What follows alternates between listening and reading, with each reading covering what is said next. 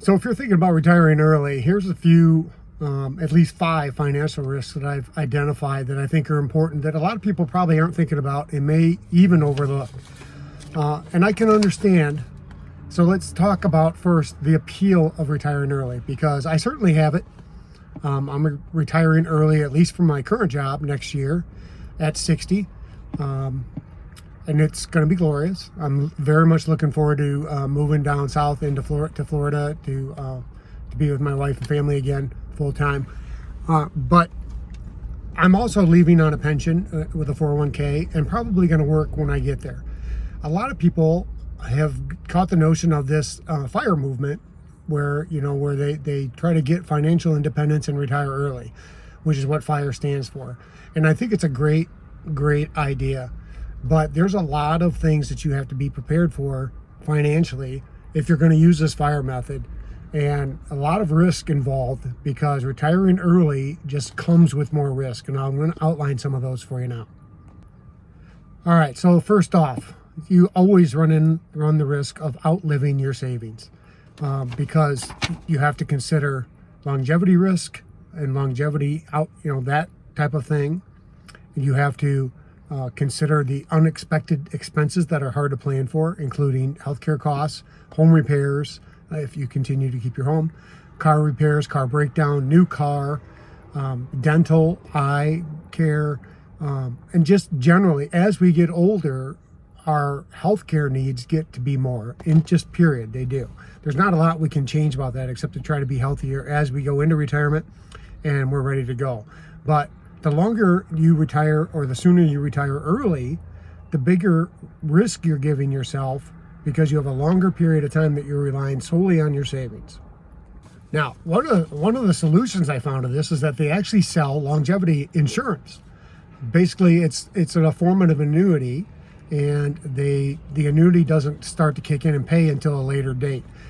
And I found a link on AARP's website to give you some more information. So go check that out if it's something you want to think about. But one of the other potential ways to mitigate this risk is to just possibly plan to work part-time, at least to offset some of your expenses as things happen. All right, the next inherent risk I'd like to talk about is market volatility and the investment losses. And boy, we got a lot we could talk about with that. It's a lot to unpack, especially lately with what's going on with the market up and down, tariff threats, etc. It's ridiculous to over exaggerate and make big moves and big decisions based on what's happening today. You got to think long term. But that's also part of the volatility. When you are retired longer, especially those years before you can collect Social Security, you are living solely on your savings investments, and you are then part of and more apt to have risk that comes with that, because the longer you rely on the market to provide your money, the bigger risk you're taking for a longer period of time. And these market fluctuations that we've been running into the last week or so are pretty tough. I can't imagine if I was actually relying on that money solely to survive, especially until I could reach Social Security age. So that's a big expense and a big thing you need to think about, because that can derail your entire retirement. And of course, if you retire early enough and it's not that big of a deal to have to go back to work, then it's not that big of a deal to do it. If you retire at 50 and by 55 things take a tank and you decide you need to go back to work, you go back to work for a few years. But it's also something you need to plan for so that you're prepared for potential market downturns. And you're going to have a lot more years of that possibility if you go and retire earlier. All right, sorry I had to roll up the window there. The town is crazy. Too much noise interference. Okay, so risk number 3, unexpected expenses. And of course, this falls into a lot of categories, especially when you're going to be retired for a longer period. And we've already kind of talked about the unforeseen events that can come from medicals and family issues. But there's other expenses too, and things you need to worry about when you're talking about unexpected expense.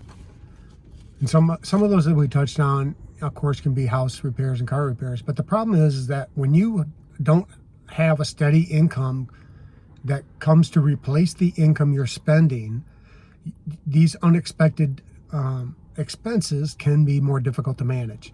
It's a lot different when you're still making a weekly check, that you can say, okay, at least I can handle the expense from my investments, and that I have my income to pay my bills. So the month-to-month bills don't become that much of an issue. But without that, you could really put yourself in a position where things can go wrong quickly. Now, there's some solutions to that. One of the things I've talked about several times in this channel is having a fully funded emergency fund, and I would say 6 months is a good amount.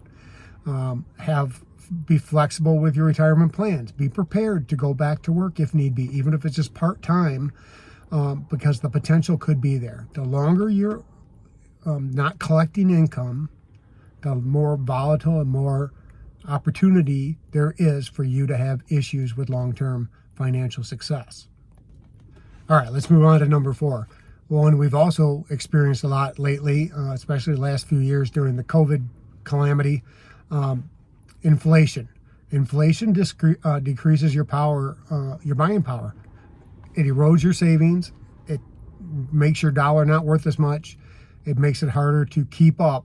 And without a continuous steady income, again, you're relying solely on the money that's in your accounts. And the longer that you are retired, the bigger the impact can be.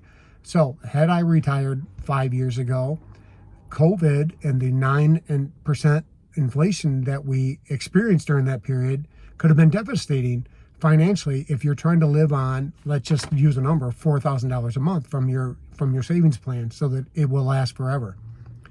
$4,000 a month with 9% inflation and more, in really, because the gas went up, electricity prices went up, taxes went up, all the things went up. It went up more than 9%. We just didn't feel it right away. That $4,000 is now only worth $3,600, and the next year when it's 2 and 3% or 4%, that's on top of the previous 9 you already lost. So now you got the same $4,000 that was only worth $3,600, which is now worth another 3% less than that. So it just continues to deplete the income that you actually have. So potential solutions to this you need to have regular portfolio adjustments based on what your actual living costs are. And I would also say that you need to look at potentially income generating activities. You could look at a part-time job or a side hustle, or doing some woodworking for people, whatever your hobby may be that could turn into a few bucks. If you're good at home repair, I can tell you that there are millions of people, and I say that because I feel like that are looking for somebody that can come in and just fix this one thing without having to hire a contractor who has to bid it out to somebody, and then you got to go through the lowest bidder. Just having a guy that has basic maintenance skills you can call up and go, my toilet's jammed, it's broke, I need help with this, I need help with that. My mom goes through, she has 1 or 2 people that she relies on for that, handymen, and they're hard to come by. And if you've got some good skill with that, in time management, and understand customer service, you'll make a fortune, I think, especially as a part-time gig in retirement. So keep those things in mind, that you don't want to have to rely just on your portfolio if you can avoid it. And if you're healthy and strong enough to work, you might as well make a few bucks. And then number 5 is healthcare costs. And of course, those are very hard to manage. And there's only a few different things you can do to kind of hedge against it. Number 1 is to stay as healthy as you can and take good care of yourself. But as you get older, it just costs you more money, basically, to keep yourself alive. It just does. And you're going to have to see the doctor more often. You're going to have to get your eyes checked more often. You're going to need more intensive or extensive dental work done. Who knows for sure, right?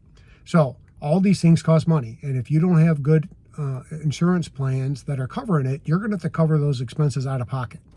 Especially if you retire at 50, 55, 60, and you're not eligible for Medicare or Medicaid. And those things don't kick into 65 unless you've got you get approved for a significant health crisis that you have. And I'm sure the vetting process is pretty thorough with that, because that's why there's so many attorneys that do work in, you've been denied Social Security, we'll fight to get your rights back. So keep that in mind. Now, one of the other things I talked about and have seen is, of course, health savings accounts, researching good health plans, The Affordable Care Act has got some very affordable plans to work with. But did you know that they sell long-term care insurance? Yes, you can buy insurance that will cover your expenses while you're in long-term care, even if it's just 6 months to recover from a stroke, or if it's the final years that you are in a nursing home where you need almost constant care. You can buy plans that cover that, and those are a situation where the younger you get involved, the younger you buy, the cheaper it is for a longer time period. So something to consider when it comes to long-term care and to keeping your healthcare expenses controlled. Anyway, the main takeaway here is understand what your risks are. The longer you're retired, the younger you start, the faster you can deplete through those expenses. So make sure you have your financial plan secure. Work with a good certified financial planner if you have one, and then be willing and able and flexible enough to monitor and make adjustments as needed. All right, thanks for watching. I appreciate y'all. See you next time.